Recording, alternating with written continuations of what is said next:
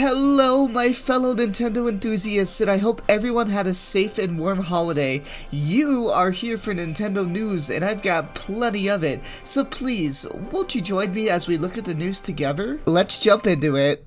Starting off, the Pokemon Company's COO, Takano Utsunomiya, in an interview with The Guardian, has indirectly responded to fan backlash stemming from Scarlet and Violet graphical and performance issues by saying, "Regardless of whether we respond, we're always paying very close attention to the feedback and conversations happening in the communities." He also added there are certain aspects where we can't always be 100% aligned with what parts the community are asking for and what we want to provide.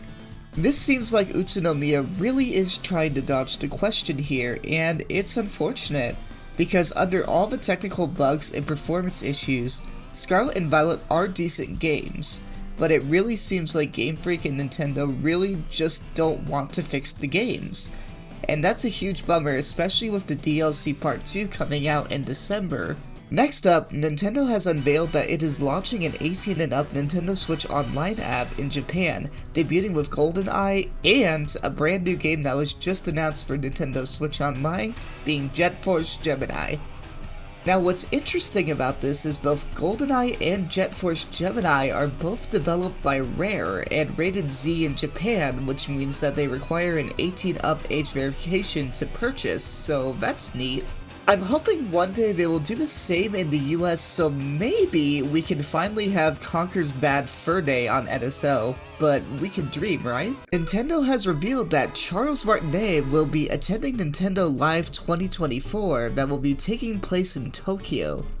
Charles was recently replaced by Kevin Afghani this year after Nintendo made a statement that Charles would no longer be the voice of Mario and instead would be put into an ambassador role.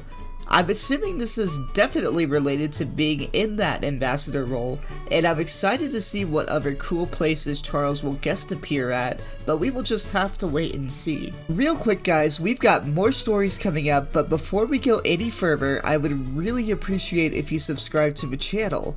Subscribing is free and it really helps me create great content like this in the future, and be sure to ring that notification bell so that you never miss another news roundup.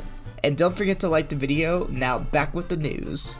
Next on the docket, ex-Platinum Games employee Hideki Kamiya has commented on the future of Bayonetta games. Kamiya ended up leaving Platinum Games earlier in September and had this to say. "As I explained before, I worked on Bayonetta 1, 2, 3, and Origins.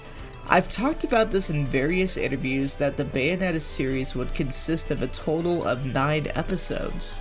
I wanted to grow a franchise as the Bayonetta saga, but it seems like I may have to take the full saga to the grave with me," he also said. "It's a shame I don't own the Bayonetta IP, but I suppose those who do will probably keep it going." So yeah, even though he's not with Platinum Games anymore, it's nice to see that Kamiya thinks the franchise will be in good hands going forward. And finally, Nintendo of Japan has revealed a life-size Ganondorf statue that looks just like the amiibo figure.